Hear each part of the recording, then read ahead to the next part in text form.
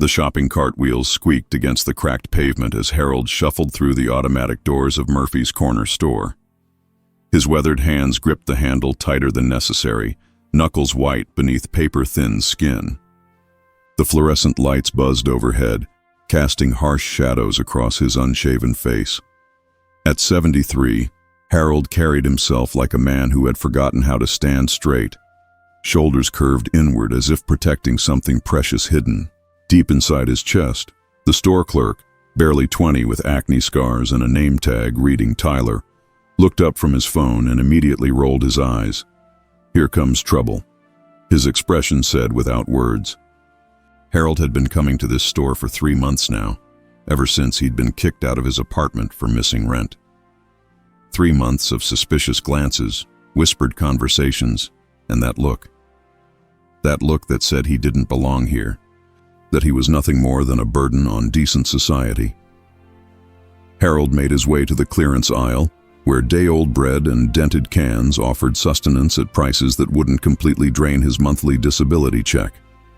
His shopping cart held the same items every week: a loaf of bread, peanut butter, generic coffee, and if he was lucky, a can of soup that wasn't past its expiration date. The routine had become his lifeline, a small thread of normalcy in a world that seemed determined to remind him of his worthlessness. "Hey, old man," Tyler's voice cut through the quiet hum of the store. "You planning on buying anything today or just using us as your personal shelter again?" Harold's hands trembled slightly as he reached for a dented can of beans. He'd heard, worse, much worse. On the streets, dignity was the first thing you learned to surrender, right after hope. But something about Tyler's tone, the casual cruelty of youth speaking to age, hit differently today. Maybe it was because Harold hadn't eaten in 36 hours. Maybe it was because last night's rain had soaked through the cardboard he'd been using as a mattress behind the old textile factory. "I'm shopping," Harold said quietly, his voice barely audible above the store's generic pop music. "Right." Tyler laughed, the sound sharp and mocking. "Shopping with what money? I've seen your type before, old man.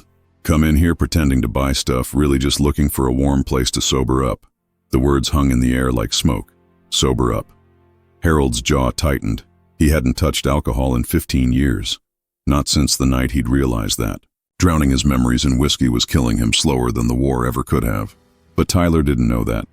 Tyler didn't know anything. 2 other customers, a middle-aged woman with perfectly styled hair and a man in an expensive suit, had stopped their shopping to watch. Harold could feel their eyes on him, could sense their judgment settling over him like a familiar coat. This was the part where decent people decided whether he was worth their compassion or their contempt. Experience had taught him which way that decision usually went. "Look, I don't want any trouble," Harold said, placing the can of beans in his cart with deliberate care. "I just need a few things." "Trouble?" Tyler stepped out from behind the counter, emboldened by his audience. "You're the one causing trouble. Coming in here smelling like the street, making paying customers uncomfortable. This isn't a homeless shelter, old man." The woman with the styled hair nodded approvingly. The man in the suit pulled out his phone, probably to record whatever was about to happen. Harold had seen this before, too. The modern world's hunger for spectacle, for someone else's humiliation transformed into entertainment. Harold reached into his pocket and pulled out a crumpled $20 bill, one of the last pieces of his monthly check. "I have money," he said, holding it up. "I'm a paying customer." Tyler snatched the bill from Harold's hand, holding it up to the light as if checking for counterfeiting. "Where'd you steal this from?" The accusation hit Harold like a physical blow. In 73 years of life, 30 of them spent in service to his country, he had never stolen so much as a candy bar. His grandfather had taught him that a man's honor was the only thing that truly belonged to him, the only thing that couldn't be taken away. But standing here, in this fluorescent-lit purgatory, Harold wondered if his grandfather had been wrong. "I didn't steal anything," Harold said, and for the first time, there was steel in his voice. Something that hadn't been there in months, maybe years. "I earned that money." "Earned it how?" "Begging, scamming welfare." Tyler was warming to his audience now, playing the role of righteous citizen confronting society's dregs. People like you are what's wrong with this country. The irony was so thick Harold could taste it. People like him. If Tyler only knew what people like Harold had sacrificed so that people like Tyler could stand in climate-controlled stores and judge their betters. If he only knew what Harold had given up, what he'd lost, what he'd left behind in the jungles of Southeast Asia. Harold's hand moved unconsciously to his jacket pocket where his fingers found the familiar weight of a small metal object. He'd carried it for 52 years, through good times and bad, through marriage and divorce, through employment and unemployment, through housed and homeless. It was the one thing he'd never sold, never pawned, never even considered letting go of, no matter how hungry he got. "You want to know what's wrong with this country?" Harold said, his voice growing stronger. "It's not old men trying to buy food with honest money." Tyler's face flushed red. "Don't lecture me, you drunk piece of—" "I'm not drunk." Harold's voice cut through Tyler's words like a blade. "I haven't had a drink in 15 years, and I'm not a piece of anything. I'm a human being, and I deserve the same respect you'd show any other customer." The store had gone quiet, except for the buzzing of fluorescent lights and the distant hum of refrigerators. The woman with styled hair clutched her purse tighter. The man with the phone held it higher, making sure he caught every moment of what he probably thought was a crazy homeless man having a breakdown. But Harold wasn't breaking down. For the first time in months, he was standing up. Respect? Tyler laughed again, but there was less confidence in it now. Something in Harold's posture had changed. Something that spoke of authority and strength that couldn't be hidden by torn clothes or unwashed hair. "What have you ever done to earn respect?" Harold's hand closed around the object in his pocket. Such a small thing, really. Barely 2 inches across, weighing maybe an ounce. But it represented everything Tyler couldn't understand. Everything this comfortable world had forgotten about the price of freedom. That wasn't just any old man standing in aisle 3 of Murphy's Corner store. And Tyler was about to learn exactly who he'd chosen to humiliate. If you believe that dignity doesn't disappear with age, and that every person deserves respect, regardless of their circumstances, hit that like button and let me know in the comments. Because sometimes the people we judge the harshest are the ones who've sacrificed the most for our comfort. Tyler stepped closer to Harold, close enough that the old man could smell the energy drink on his breath and see the cruel satisfaction in his young eyes. This was the moment Tyler lived for. The moment when he could feel powerful by making someone else feel small. It was a drug more potent than any substance. This ability to crush another human being's spirit in front of witnesses. "I asked you a question, old man," Tyler said, his voice dropping to a whisper that somehow felt more threatening than shouting. "What have you ever done to earn respect? What have you ever contributed to society except being a burden?" Harold felt the weight of those words settle into his chest like stones. 3 months of living on the streets had worn him down, had made him start to believe that maybe Tyler was right. Maybe he was just a burden. Maybe all those years, all that service, all that sacrifice meant nothing if it ended with him digging through dumpsters for food and sleeping in doorways. The woman with styled hair whispered something to her companion, probably something about how sad it was to see old people like this, how they should really do something about the homeless problem. The man with the phone adjusted his angle, making sure he captured Harold's humiliation in high definition. But then Tyler made a mistake that would change everything. "Come on, Gramps," Tyler said, reaching out to push Harold's shoulder. "Answer me. What makes you think you deserve—" Tyler's hand never made contact. Harold's reflexes, honed by decades of training and sharpened by a year in combat, kicked in before his conscious mind could stop them. His left hand shot out, catching Tyler's wrist in a grip that was surprisingly strong for someone who looked so frail. Tyler's eyes widened in shock and sudden pain. "Don't," Harold said quietly. "Touch me." There was something in Harold's voice now that made Tyler step back instinctively. Something that spoke of violence mastered and controlled. Of a man who had faced death and emerged victorious. For just a moment, Tyler saw past the shabby clothes and unwashed hair and glimpsed something that made his blood run cold. Harold released Tyler's wrist and stepped back, immediately regretting the display of force. Violence wasn't the answer. It never had been, even when he was young and strong and trained to kill. He'd learned that lesson in the jungle, learned it in ways that still woke him up screaming some nights. "I'm sorry," Harold said, his voice soft again. "I shouldn't have done that. I just want to buy my groceries and leave." But Tyler wasn't listening anymore. He was rubbing his wrist and staring at Harold with a mixture of fear and rage. That promised trouble. Tyler had been embarrassed in front of customers, had been made to look weak by someone he considered beneath him.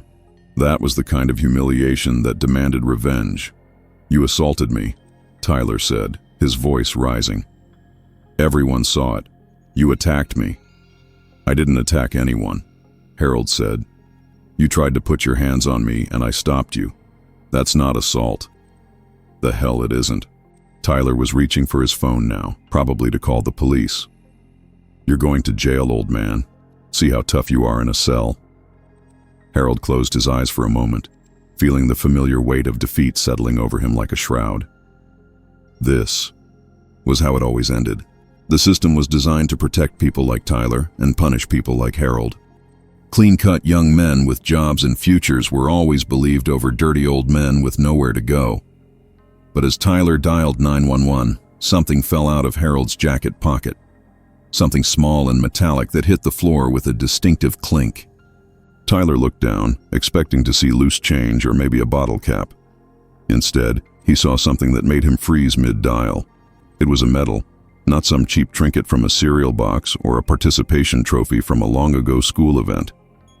This was a real military decoration, heavy and substantial, with ribbons that had faded with age but still carried the unmistakable dignity of official recognition. The Bronze Star medal lay on the linoleum floor of Murphy's corner store, its bronze star catching the fluorescent light and throwing tiny reflections across the walls. Below the star, the ribbon's red, white, and blue stripes were faded but still clearly visible, and attached to the ribbon was a small bronze V device, indicating that this particular bronze star had been awarded for valor in combat. Tyler stared. At the medal, his phone call forgotten. The woman with styled hair stepped closer, her perfectly manicured hand covering her mouth in shock. The man with the expensive suit stopped recording and slowly lowered his phone. Harold knelt down carefully, his old joints protesting, and picked up the medal with hands that trembled slightly. Not from fear or weakness, but from the weight of memory that small piece of metal carried. 52 years of carrying that medal, and he'd never gotten used to the way it could transform a room, could change how people saw him. "Where did you get that?" Tyler asked, his voice much quieter now. Harold stood up slowly, cradling the medal in his palm like something sacred. "I earned it," he said simply. "March 15th, 1971. Firebase Alpha, about 30 clicks northwest of Saigon." The silence in the store was deafening. Even the background music seemed to have stopped, as if the building itself was holding its breath. Tyler looked from the medal to Harold's face, seeing him clearly for the first time. The weathered features that spoke of hardship and endurance. The scars that were barely visible under his whiskers. The eyes that had seen things Tyler couldn't imagine. "You're a veteran," the woman said, and there was something like reverence in her voice now. "I was," Harold said. "Long time ago. Different world." Tyler's hand holding the phone dropped to his side. Whatever he'd been planning to say to the 911 operator seemed unimportant now. He was looking at Harold with new eyes, trying to reconcile. The homeless man he'd been humiliating with the war hero who stood before him. Harold carefully tucked the medal back into his pocket, where it had lived for more than half a century. "I should go," he said, turning toward the door. "Wait," Tyler called out, his voice cracking slightly. I didn't know." Harold stopped but didn't turn around. "Didn't know what?" "I didn't know you were... I didn't know you served." Harold's shoulders sagged slightly. "Would it have mattered if you did?" The question hung in the air like an accusation because everyone in that store knew the answer. In Tyler's world, in America's world, military service was something to be honored and respected, at least in theory. "Support our troops. Thank you for your service," Honor our veterans. The words were everywhere, on bumper stickers and billboards, in political speeches and television commercials. But what happened when those veterans got old? What happened when they couldn't work anymore? When their bodies and minds bore the invisible scars of service? What happened when the young men who had answered their country's call became old men that society would rather not see? Harold turned back toward Tyler, and for the first time, there was something other than defeat in his eyes. There was a quiet strength, a dignity that couldn't be taken away by circumstances or cruelty. I didn't serve so people would treat me special, Harold said. I served because my country asked me to, because there were people who needed protecting, and I was young and strong enough to do the protecting. He gestured toward his shabby clothes, his unwashed appearance. This doesn't change what I did over there. Being homeless doesn't erase Firebase Alpha. Being hungry doesn't make the Bronze Star worth any less. Tyler opened his mouth to say something, but Harold held up a hand to stop him. But you're right about one thing, Harold continued. I am what's wrong with this country, not because I'm homeless or poor or inconvenient. I'm what's wrong because I'm proof that all your pretty words about honoring veterans don't mean much when the cameras aren't rolling. The words hit Tyler like physical blows. The woman with styled hair was crying now, tears running down her cheeks and ruining her makeup. The man with the expensive suit was staring at his phone as if he couldn't remember why he'd been recording. Harold picked up his shopping cart and began pushing it toward the door again. He'd said his piece, made his point. Now he just wanted to get out of this place before the moment turned ugly again, before Tyler's shame transformed back into anger. But Tyler wasn't done. The young man's world had been shaken by the revelation of Harold's service, by the realization of his own cruelty. Some people, when confronted with their failures, double down and become worse. Others, the lucky ones, find something like redemption. Sir, Tyler called out, his voice stronger now. Please wait. Harold stopped again, but this time he turned around completely.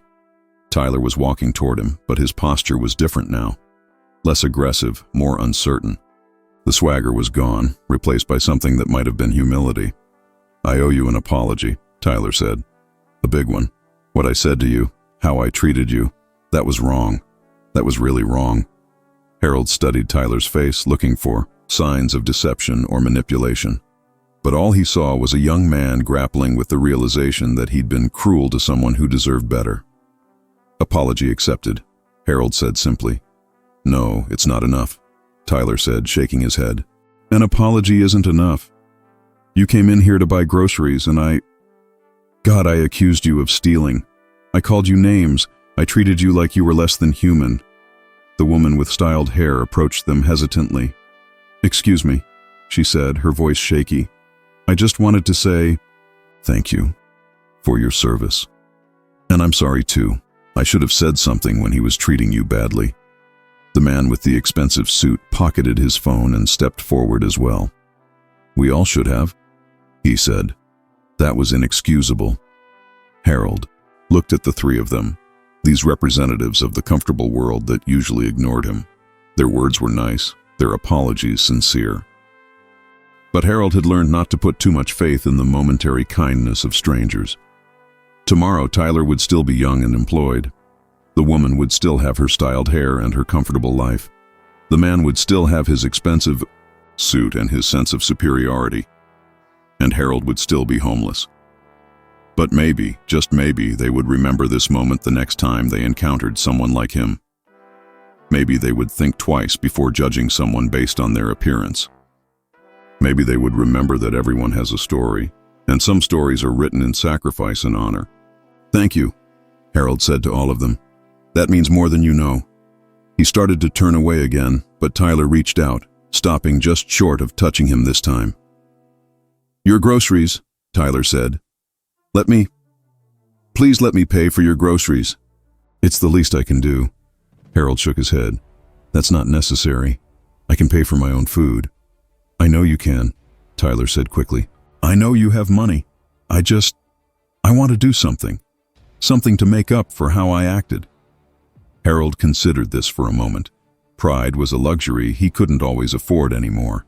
and Tyler's offer came from a place of genuine remorse. But accepting charity, even well-intentioned charity, felt like another kind of defeat. "Tell you what," Harold said finally. "You can ring up my groceries. No attitude, no judgment. Just treat me like any other customer. That's all I ever wanted." Tyler nodded eagerly. "Yes, sir, absolutely." As they walked back toward the checkout counter, Harold couldn't help but think about the power of perspective. An hour ago, he'd been just another homeless man, invisible and unwanted. Now, because of a small piece of metal and the memories, it represented he was someone worthy of respect and apology. But Harold knew that respect shouldn't depend on a medal or a military record. Every person deserved basic human dignity, whether they'd served in combat or spent their whole lives in peaceful obscurity. The medal in his pocket didn't make him more valuable than any other human being. It just made his value visible to people who couldn't see it otherwise. Still, as Tyler carefully scanned his items and bagged them with obvious care, Harold allowed himself a moment of gratitude.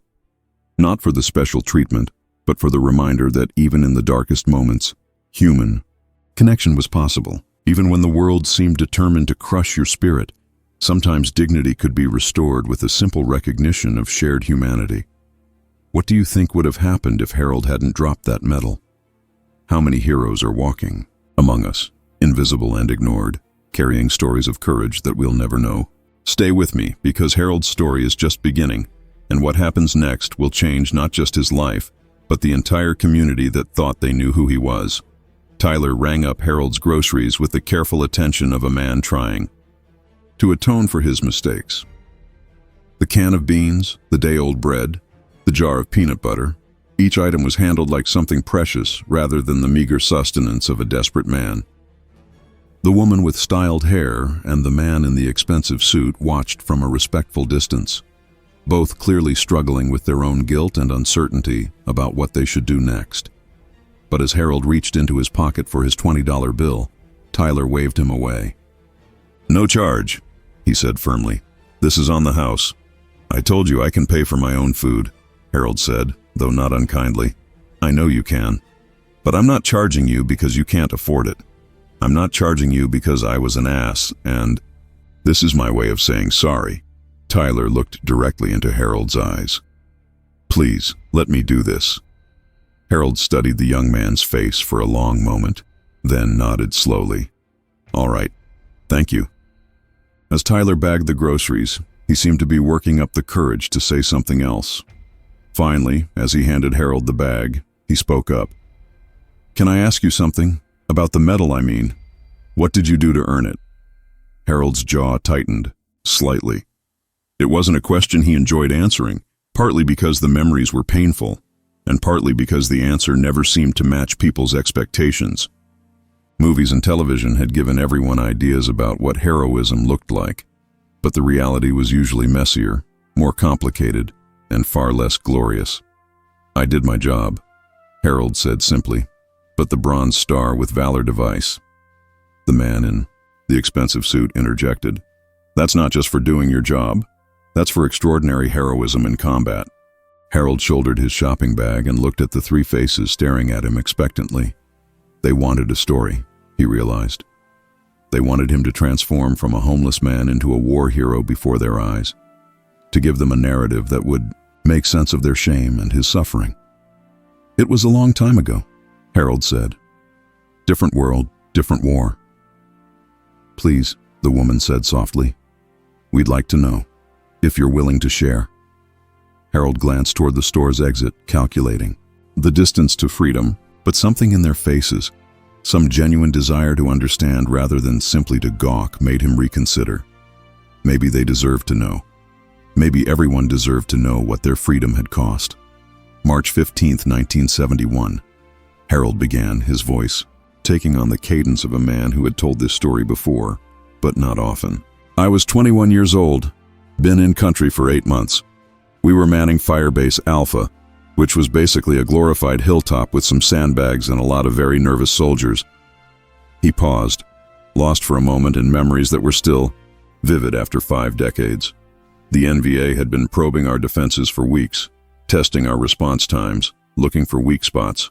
We knew they were planning something big, but we didn't know when or where it would come. Tyler had stopped all pretense of working and was listening intently. The other customers in the store had noticed something was happening and were drifting closer, drawn by the gravity in Harold's voice. It started at 0300 hours with mortar fire. Harold continued.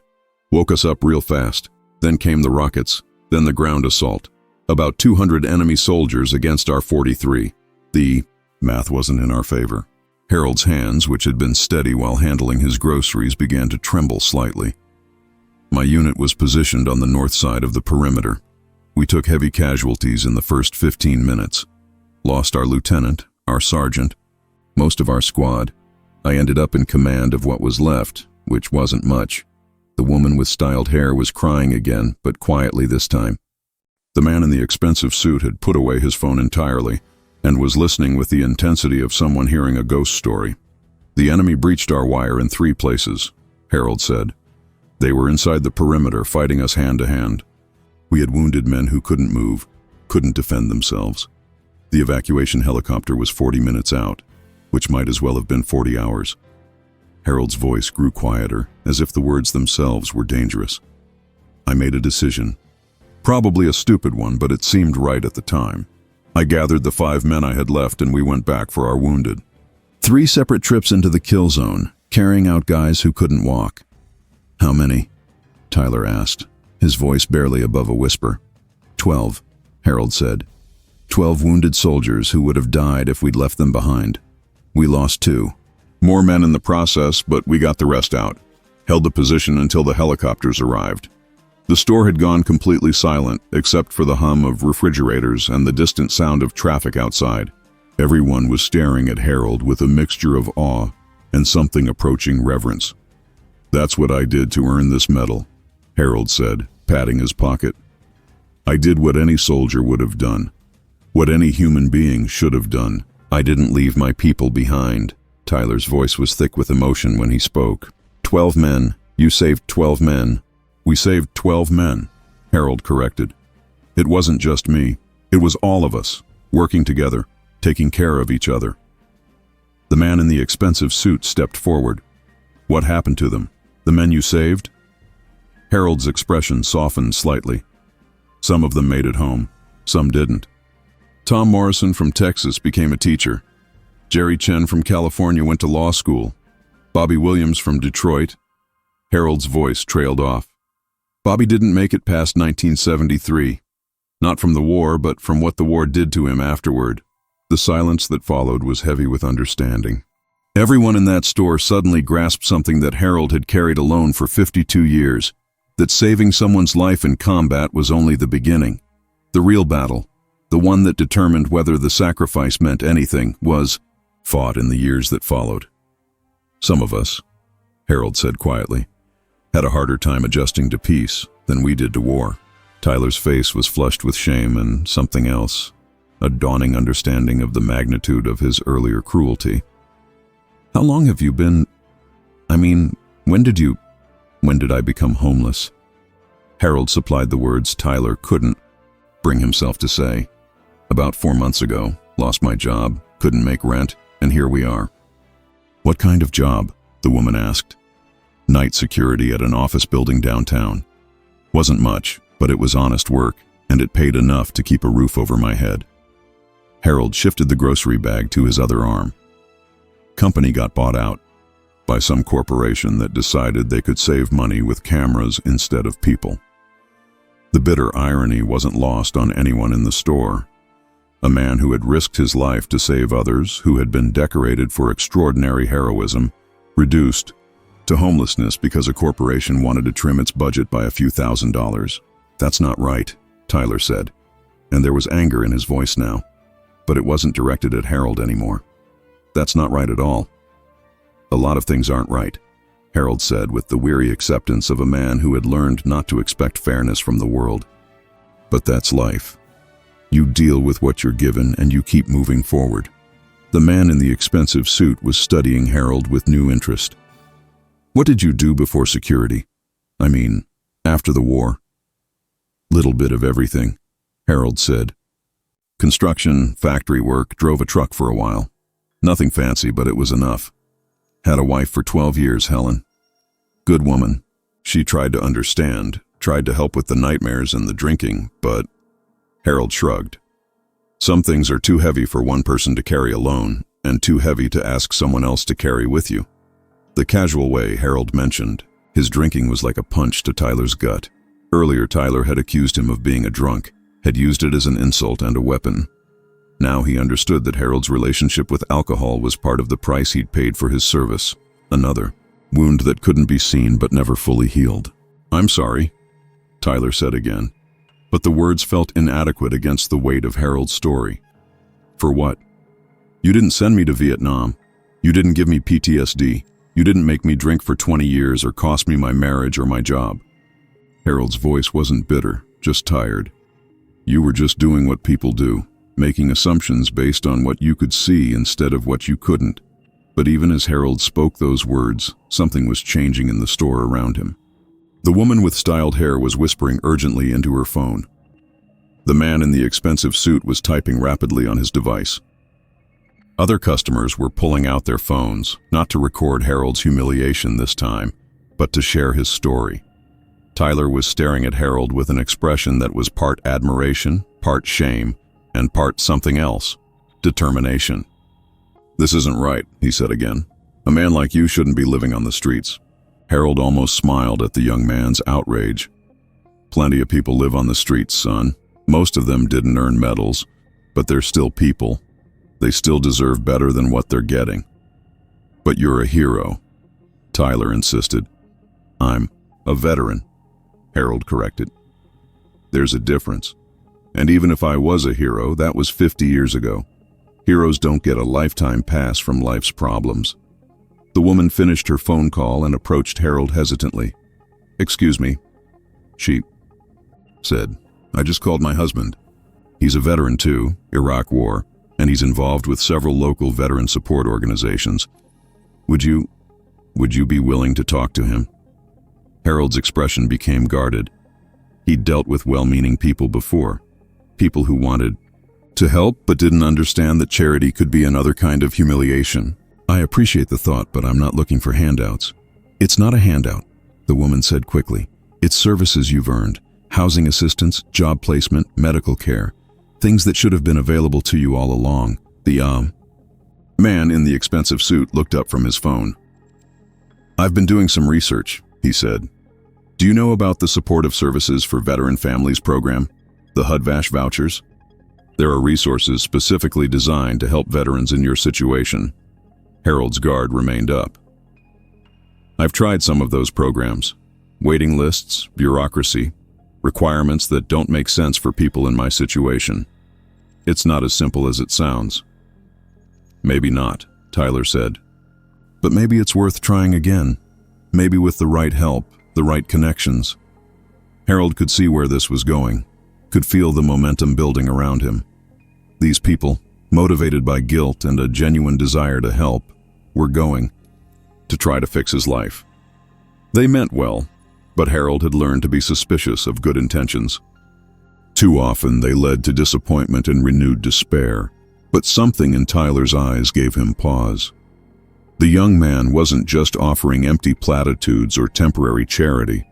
There was a determination there, a sense of personal responsibility that went beyond momentary guilt. "Look," Harold said carefully, "I appreciate what you're trying to do, all of you. But I've been taking care of myself for 73 years. I don't need anyone to rescue me." "With respect, sir," Tyler said, "it's not about rescue, it's about justice. About making sure the system works the way it's supposed to work for people who've already given everything." The woman finished another phone call and turned back to Harold with excitement in her eyes. "My husband is on his way over here.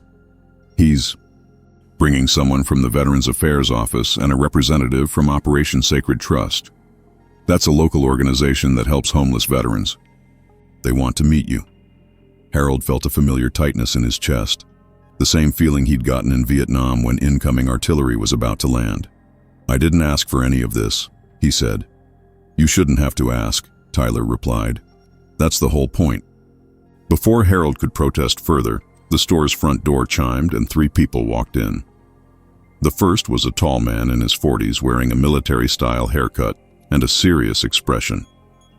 Behind him was a middle-aged woman in a business suit carrying a tablet and a folder full of papers. The third person was younger, maybe 30, with the earnest look of someone who had dedicated their life to helping others. The woman with styled hair, Harold realized he still didn't know.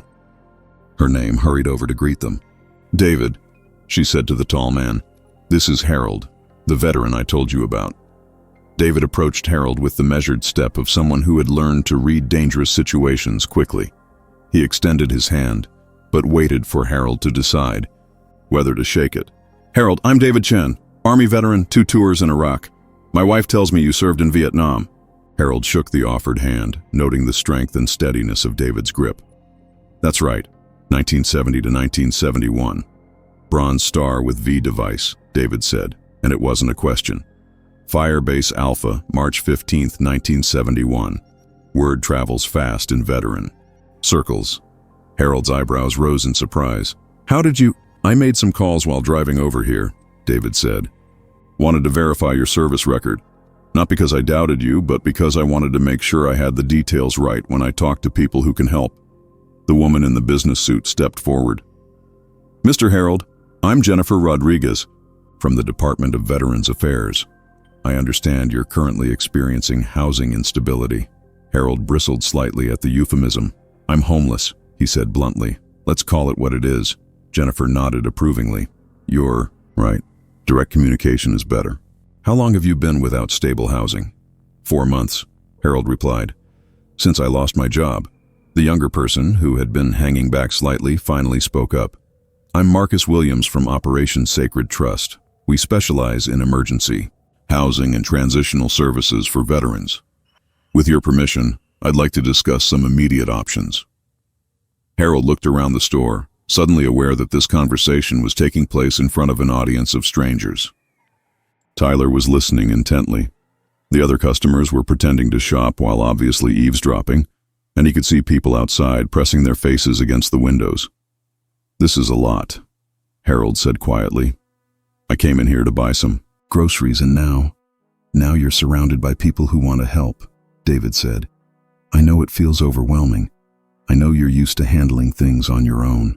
But sometimes accepting help isn't about weakness. It's about letting other people do what they wish someone had done for them." Harold studied David's face, recognizing something familiar in the older veteran's eyes. The 1,000-yard stare that never fully went away. The careful way he held himself. The unconscious scan of exits and potential threats. This was a man who understood the weight of service and the difficulty of returning to a world that didn't quite know what to do with its warriors. "What kind of help are we talking about?" Harold asked finally. Jennifer opened her folder. "Immediate emergency housing through the HUD-VASH program. We have vouchers available right now, not 6 months from now, not after you navigate a waiting list, but today. Temporary placement while we work on something permanent." Marcus jumped in. "Job placement assistance through veteran-friendly employers. Medical care through the VA system, including mental health services if you're interested. And transportation help to get to interviews and appointments." "It's not charity," David added. "It's using the system the way it was designed to work. These are benefits you've earned through your service." Harold was quiet for a long moment, processing everything they were telling him.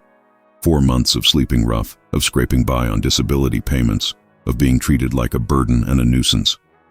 4 months of wondering if this was how his story would end, alone, invisible, and forgotten. But now, because of a dropped medal and a story he'd been reluctant to tell, suddenly there were options. Suddenly there were people who saw him as more than a problem to be managed or ignored. "Why now?" Harold asked. "I've been homeless for 4 months. Where was all this help before today?" It was a fair question, and one that made everyone in the group uncomfortable. Jennifer shifted her weight from one foot to the other. Marcus looked down at his shoes. David met Harold's gaze directly. "Because the system is broken," David said bluntly. "Because too many veterans fall through the cracks because they don't know how to navigate the bureaucracy, or because they're too proud to ask for help, or because the people who are supposed to help them don't do their jobs properly, and because," Tyler added quietly, Most of us don't see past the surface. We see a homeless person instead of a veteran. We see a problem instead of a person. Harold appreciated the honesty, even if it confirmed what he'd already known. The help he was being offered now had always existed in theory, but theory and practice were two very different things, especially for people who didn't know how to work the system or who didn't have advocates willing to fight for them. What would be the first step? Harold asked. Jennifer's face lit up.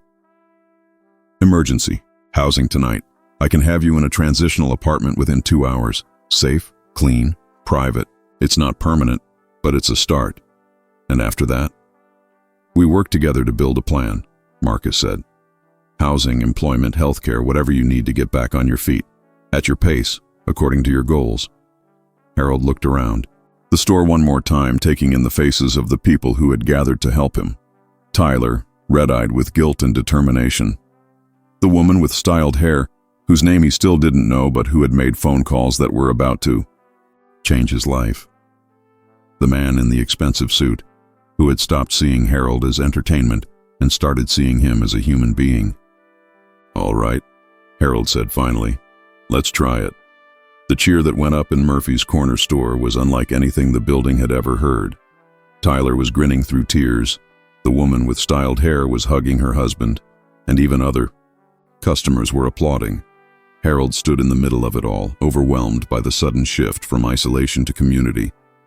But even as he felt a cautious hope building in his chest, Harold knew that this was just the beginning. Getting housed was one thing, staying housed was another. Finding work at 73 with gaps in his employment history would be a challenge.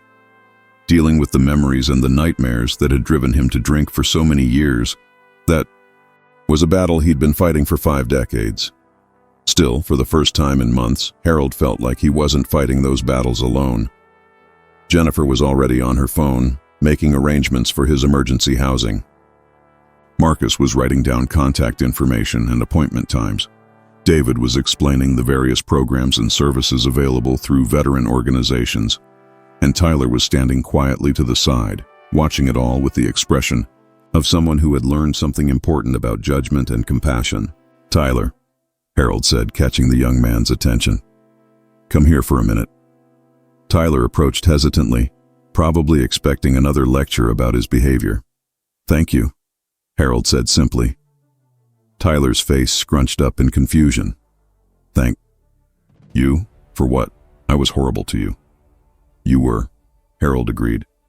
But when you found out who I was, you didn't just apologize and forget about it. You did something. You made it right. That takes character.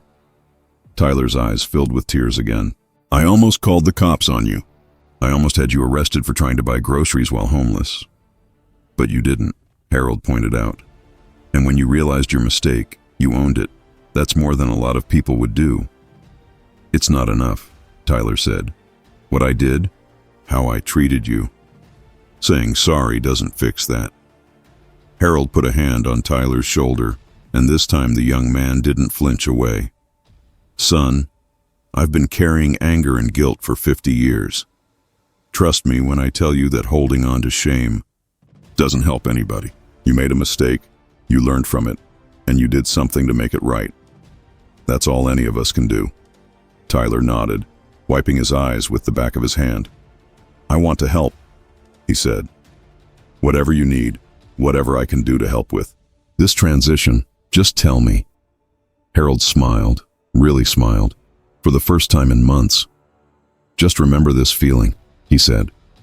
Remember that every person you meet has a story, and most of those stories are harder than you think. If you can keep that in mind, if you can treat people with dignity regardless of how they look or smell or where they sleep, then you'll have helped more people than you can imagine. As Jennifer finished her phone calls and Marcus organized the paperwork, Harold found himself thinking about the 12 men he'd carried out of Firebase Alpha 52 years ago. He'd saved their lives in combat, but what had happened to them afterward? How many of them had struggled with the same demons that had haunted Harold? How many had found the help they needed, and how many had fallen through the cracks? Bobby Williams, the kid from Detroit who hadn't made it past 1973. Had anyone offered Bobby the kind of help that Harold was receiving today? Had anyone seen past Bobby's problems to the hero underneath? Or had Bobby died alone and forgotten, another casualty of a war that ended decades after the shooting stopped?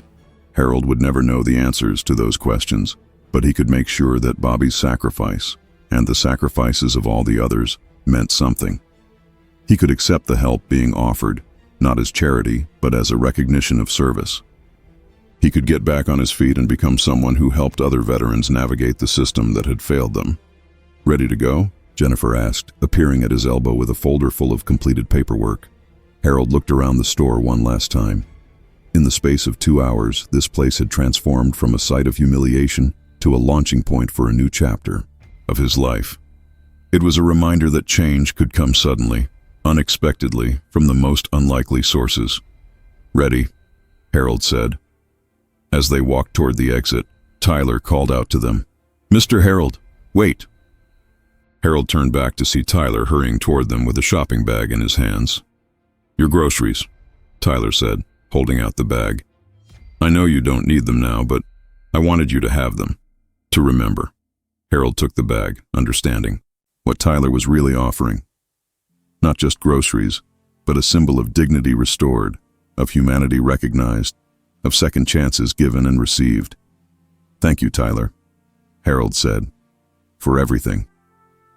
As they walked out into the afternoon sunlight, Harold felt the weight of the metal in his pocket and the hope in his heart. He thought about the 12 men from Firebase Alpha, about Bobby Williams, about all the veterans who had faced their battles alone. Today, Harold wasn't alone. Today, he had an army of people fighting for him.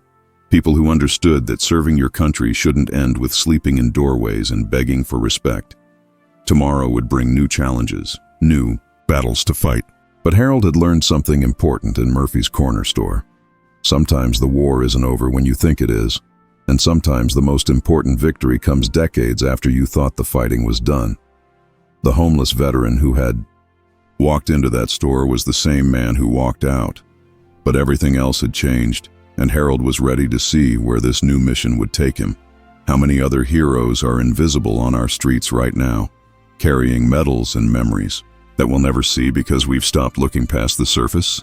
Harold's story is about to take another turn, one that will show an entire community what it really means to honor those who served. 3 weeks after the incident at Murphy's Corner Store, Harold Chen, he'd finally told people his real last name, stood in front of the bathroom mirror in his transitional apartment, carefully shaving with a razor that wasn't disposable, and soap that didn't come from a gas station restroom. The face looking back at him was still weathered and lined, but there was something different in the eyes, something that had been missing for months. The apartment wasn't much, a studio with a kitchenette, a fold-out bed, and a window that looked out onto a parking lot, but it was his. 4 walls and a door that locked from the inside, privacy and security that he'd almost forgotten were possible. The first night he'd lain awake for hours just listening to the silence, marveling at the absence of city sounds and the presence of safety. Jennifer Rodriguez had been true to her word about the speed of the housing placement, but she'd understated the complexity of everything that came after. There were forms to fill out, appointments to keep, interviews to attend. The bureaucracy of getting a life back together was almost as daunting as the bureaucracy of losing it had been. But Harold wasn't navigating it alone anymore. Marcus Williams, from Operation Sacred Trust, had become something like a case manager, though he preferred the term advocate. 3 times a week, Marcus would show up with updates on job opportunities, transportation vouchers, and invitations to veteran support groups. He had a talent for making the impossible seem merely difficult, and the difficult seem manageable. David Chen, no relation despite the shared surname, had become something even more valuable. A friend, another veteran who understood the weight of service and the challenge of readjustment. David had his own apartment in the same complex, having gone through his own transition from homelessness to stability 3 years earlier. The trick, David had told Harold during one of their evening walks around the neighborhood, is remembering that accepting help isn't the same as giving up independence. It's just recognizing that independence doesn't have to mean isolation. This morning was different from the others, though. This morning, Harold was getting ready for his first job interview in 6 months at a security company that specialized in hiring veterans. Marcus had made the connection, Jennifer had helped with the paperwork, and David had coached him through practice interviews until Harold felt confident in his ability to present himself as more than just his recent circumstances. The interview was at 2 p.m., which gave Harold time for his weekly appointment with Dr. Sarah Martinez, a VA psychiatrist who specialized in treating PTSD in older veterans. Harold had been resistant to the idea of therapy at first. Talking about feelings wasn't something his generation had been trained to do. But Dr. Martinez had a way of making the sessions feel more like conversations with a particularly insightful friend. "How are you sleeping?" Dr. Martinez asked as Harold settled into the comfortable chair across from her desk. "Better," Harold said honestly. "Having a real bed helps. Having walls helps. But the dreams? Still having the nightmares about." "Firebase Alpha?" Harold nodded. "Not every night now, but still regular. And I've been having new ones too. Dreams about being back on the streets, about losing the apartment, about ending up right back where I started." Dr. Martinez made a note in Harold's file. "That's actually very common for people in your situation. The trauma of homelessness compounds the existing trauma from combat. Your brain is trying to process both sets of experiences simultaneously." "Is it going to get better?" Harold asked. It was a question he'd been afraid to voice, but one that had been keeping him awake even on the nights when the nightmares stayed away. "It can," Dr. Martinez said carefully. "But healing isn't linear, especially for trauma that's been untreated for decades. Some days will be better than others. The important thing is that you keep doing the work, keep showing up, keep trusting the process." Harold appreciated her honesty. Too many people wanted to offer easy reassurances, to promise that everything would be fine if he just followed the right steps. Dr. Martinez understood that recovery was more complicated than that, especially for someone who had been carrying his wounds for 50 years. After the appointment, Harold took the bus to downtown, marveling again at the simple luxury of having money for public transportation. The security company was located in a modern office building, the kind of place where Harold had worked as a night guard until 4 months ago. But walking through the lobby this time felt different. He wasn't an employee arriving for a shift. He was a candidate arriving for an opportunity. The interview was with a man named Robert Sullivan, himself a veteran who had served in Afghanistan. Sullivan was maybe 45, with the kind of bearing that suggested military training and the kind of handshake that conveyed both strength and respect. "Harold Chen," Sullivan said, reading from Harold's application.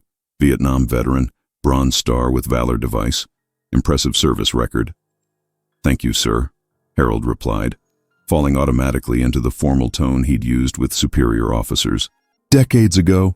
Tell me about your recent work history," Sullivan said, though his tone suggested he already knew about the gap in Harold's employment. Harold had practiced this answer with David, but it still felt awkward to say out loud. "I was working night security for Morrison Building Services until 4 months ago. The company was acquired and my position was eliminated. I've been dealing with some housing instability since then, but that's been resolved now." Sullivan nodded approvingly. "Marcus Williams from Operation Sacred Trust speaks very highly of you. Says you're reliable, honest, and have excellent judgment under pressure." "Marcus has been very helpful during my transition," Harold said. "He and the whole team at Sacred Trust. Good organization," Sullivan agreed. "We work with them regularly to place veterans in security positions. The work isn't glamorous, but it's steady, and we believe in taking care of our own." They talked for another 20 minutes about scheduling, responsibilities, and expectations. The position was similar to Harold's previous job, overnight security, at an office complex, but with better pay and benefits, including health insurance that would supplement his VA coverage. "I'd like to offer you the position," Sullivan said as the interview wound down. "You can start Monday night if you're interested." Harold felt a surge of relief and gratitude so strong it was almost overwhelming. "Yes, sir. I'm very interested. Thank you." "Welcome to Sullivan Security," Sullivan said, standing to shake Harold's hand again. "I think you'll find we do things a little differently here. We take care of our people. Walking out of the building with a job offer in hand, Harold felt like he was emerging from a long, dark tunnel. 4 months ago, he'd been fired and facing homelessness. 3 weeks ago, he'd been humiliated in a grocery store and accused of theft. Today, he was employed again, housed again, connected to a community that valued his service and his humanity. But even as Harold celebrated this milestone, he couldn't forget the other veterans who were still fighting their battles alone. According to the statistics Marcus had shared with him, there were thousands of homeless veterans in their city alone, and hundreds of thousands nationwide. Most of them would never have the kind of chance encounter that had changed Harold's life. Most of them would remain invisible, forgotten, struggling with demons that society preferred not to acknowledge. That evening, at David's suggestion, Harold attended his first meeting of the local veteran support group. It was held in the community room of a church, around a circle of folding chairs occupied by men and women of various ages, all united by their shared experience of military service and the challenges of civilian life.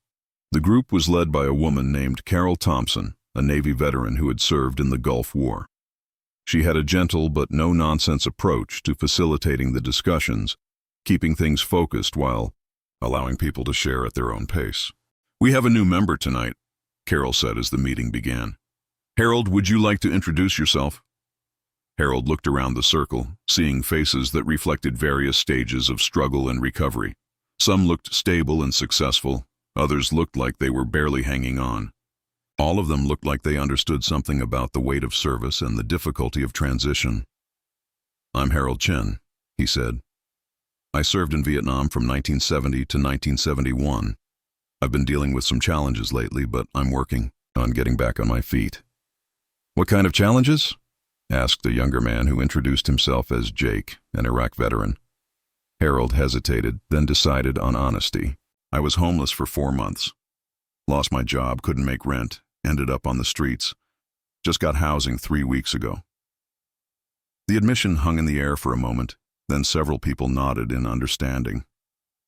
Harold realized that his story wasn't unique in this room. Others had faced similar struggles, similar falls from grace. "What changed?" asked a woman named Rita, who had served in the Air Force. Harold thought about how to answer that question. The simple version was that he'd dropped his medal in a grocery store and suddenly people cared about his situation. But the real answer was more complicated. "I stopped trying to handle everything alone," Harold said finally. "I let people help me, even though it was hard, even though it felt like giving up." Carol nodded approvingly. "That's one of the biggest challenges for veterans. We're trained to be self-sufficient, to handle problems without asking for assistance. But civilian life is different. Sometimes asking for help is the most courageous thing you can do." The meeting continued for another hour, with various members sharing updates on their situations, struggles, and victories. Harold listened more. Then he spoke. But he felt something he hadn't experienced in years, a sense of belonging, of being understood without having to explain himself. As the meeting broke up, Jake approached Harold. "You said you just got housed. How'd you navigate the system? I've been trying to get into transitional housing for months, but I keep hitting dead ends." Harold exchanged contact information with Jake and promised to introduce him to Marcus Williams. It felt good to be in a position to help someone else, to pay forward some of the assistance he'd received. Walking back to his apartment that night, Harold thought about the journey he'd taken in just 3 weeks. From despair to hope, from isolation to community, from being seen as a burden to being valued as a person with something to contribute. But he also thought about Tyler, the young store clerk who had learned an important lesson about judgment and compassion.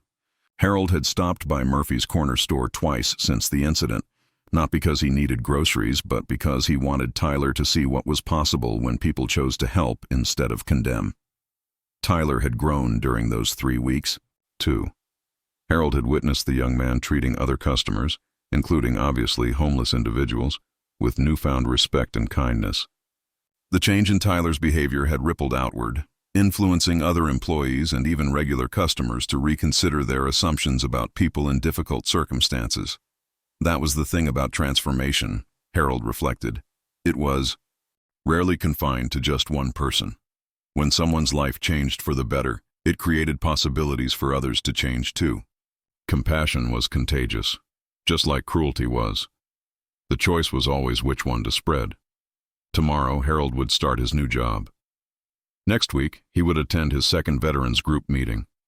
Next month, he would hopefully be moving into more permanent housing. The future, which had seemed so bleak just a month ago, now held promise and possibility. But tonight, Harold Chen sat in his small apartment, looking out at the parking lot through his window, and felt something he hadn't felt in years: peace. Not the absence of struggle. He knew there would be more challenges ahead, but the presence of hope and the knowledge that he wasn't facing those challenges alone. The metal in his pocket caught the light from the lamp beside his chair, its bronze surface reflecting decades of memories, both painful and proud. Harold had carried that metal through the worst chapter of his life, and now it was part of his journey toward something better. Sometimes, he thought, the most important battles were fought not with weapons, but with compassion, not against enemies, but against indifference. And sometimes, victory looked not like conquest, but like a homeless veteran getting a second chance at dignity, and a young store clerk learning to see past appearances to the humanity underneath. In Tatriwar, Murphy's corner store, a small piece of metal had changed everything. But the real transformation had happened in the hearts and minds of people who chose to see beyond the surface, to recognize that every person had value, and to act on that recognition. Harold's story was far from over, but for the first time in years he was looking forward to writing the next chapter. 2 months later, Harold Chen stood at the podium in the community center's main hall, looking out at an audience of about 200 people. The crowd included veterans from multiple generations, social workers, local politicians, and ordinary citizens who had heard about the event through word of mouth and social media. In the front row sat Tyler from Murphy's Corner Store, David Chen, Dr. Martinez, Marcus Williams, and Jennifer Rodriguez, the team of people who had helped transform his life. Harold was wearing a suit that David had helped him pick out, his first new clothes in over a year. The bronze star was pinned to his lapel, no longer hidden in his pocket but displayed with the quiet pride of a man who had learned to accept recognition for his service. The event was called Invisible Heroes, Supporting Our Homeless Veterans, and it had grown out of Harold's simple suggestion that the community needed to do more for veterans who were still struggling. What had started as an informal conversation with Marcus Williams had evolved into a major awareness campaign, bringing together multiple organizations and dozens of volunteers. 3 months ago, Harold began, his voice steady despite the nerves. He felt, I was living on the streets and being treated like I was invisible. People looked right through me, or worse, they looked at me with disgust and judgment. I was the same person I am today, a veteran who served his country, a man with decades of work experience, someone who had raised a family and paid taxes and contributed to society. But all people could see was my circumstances. He paused, letting the words sink in. I was one conversation away from staying invisible forever, one dropped metal away from remaining forgotten. But I was also one act of compassion away from getting my life back. Harold told his story simply and honestly, without embellishment or self-pity. He talked about the shame of homelessness, the difficulty of navigating systems designed to help, but often too complex for desperate people to access. He talked about the importance of seeing past appearances to recognize the humanity in everyone. But this isn't really about me, Harold continued. It's about the hundreds of other veterans in our community who are still invisible, still struggling, still waiting for someone to see them as more than their circumstances. It's about Jake Morrison, who served 3 tours in Iraq and is finally getting the mental health treatment he needs. It's about Sarah Rodriguez, a Marine veteran who now has stable housing and a job interview next week. It's about all the veterans we haven't found yet, the ones who are still out there fighting battles they shouldn't have to fight alone. The audience was completely silent, hanging on every word. Harold could see tears in many eyes, nods of understanding from the veterans present, and expressions of determination from the civilians who were learning about these issues for the first time. I'm not here to ask for pity, Harold said. Veterans don't want pity. We want opportunity. We want respect. We want to be valued for our contributions, not discarded when we're no longer convenient. We want a community that honors its commitment to those who honored their commitment to serve. Harold outlined the practical steps that could make a difference: funding for transitional housing, job training programs specifically designed for veterans, mental health services that addressed military-specific trauma, and perhaps most importantly, education for the general public about the realities of veteran homelessness. The solution isn't complicated, Harold said. It's about seeing people clearly, treating them with dignity, and providing the support they've earned through their service. It's about recognizing that the same courage that served our country in combat can serve our communities in peacetime if we give our veterans the chance. As Harold concluded his speech, the applause was thunderous and sustained. But more importantly, people were pulling out their phones to make donations, approaching the information tables to volunteer, and signing up to be trained as veteran advocates. Tyler was one of the first people to reach Harold after the presentation. The young man's transformation had been as remarkable as Harold's own. Tyler had enrolled in community college and was studying social work, inspired by his encounter with Harold to pursue a career in helping others. "You did it," Tyler said, gripping Harold's hand. "You really did it. Look at all these people who want to help." Harold looked around the crowded hall, where conversations about action and commitment were happening at every table. "We did it," he corrected. "This started because you chose to listen instead of just apologizing, because you chose to do something instead of just feeling bad." Dr. Martinez approached them, beaming with professional and personal pride. "Harold, that was extraordinary. You've managed to communicate the complexity of veteran issues in a way that's both educational and deeply moving. How are you feeling about all this?" Marcus Williams asked, gesturing toward the crowd of energized volunteers and supporters. Harold considered the question seriously. 2 months ago, he'd been a homeless man grateful for any assistance. Tonight, he was a community leader helping to organize systematic change. The transformation was almost overwhelming. "Hopeful," Harold said finally, "and responsible. With all this attention and support comes an obligation to make sure it translates into real help for real people." David Chen joined their group, carrying a clipboard full of contact information from people who wanted to volunteer with veteran services. "The response has been incredible," he reported. "We have enough volunteers to start 3 new support groups and enough donations to fund emergency housing for at least 20 veterans." "That's just the beginning," Jennifer Rodriguez added, appearing with her own tablet full of commitments from local businesses and organizations.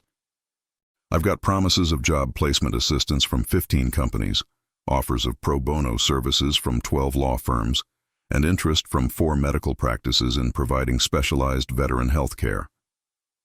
Harold shook his head in amazement. "All this from one dropped medal in a grocery store?" "No," Tyler said firmly.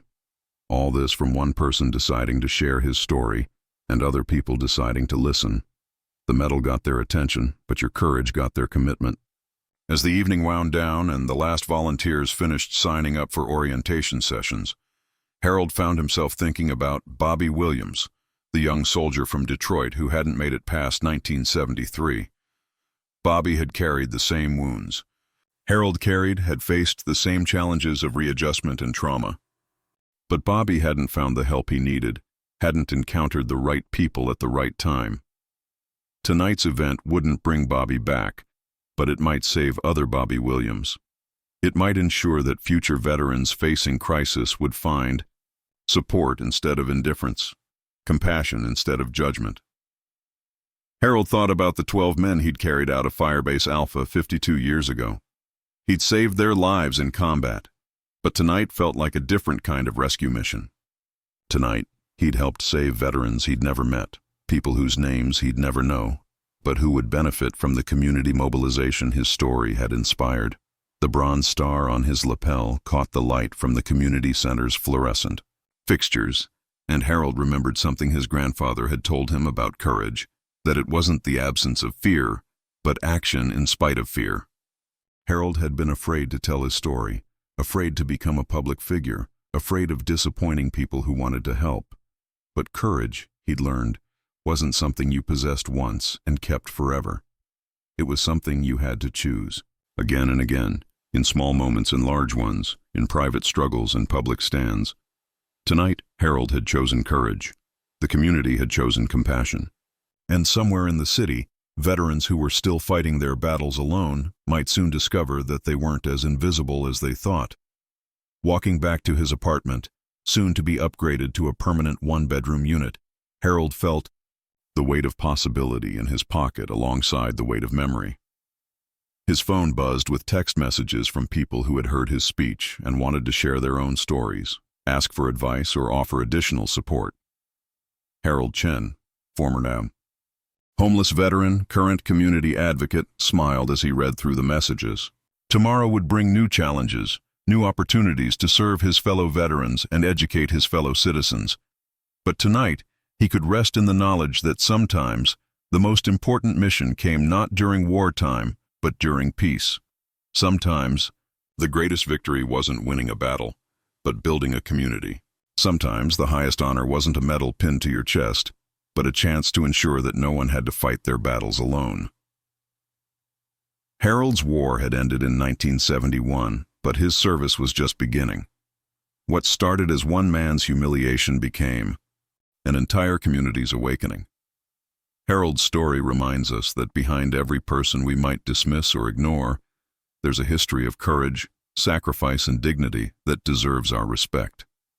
The next time you encounter someone who looks different, smells different, or lives differently than you do, remember that you might be looking at a hero whose service to our country has earned them more than our judgment. It's earned them our gratitude and our help.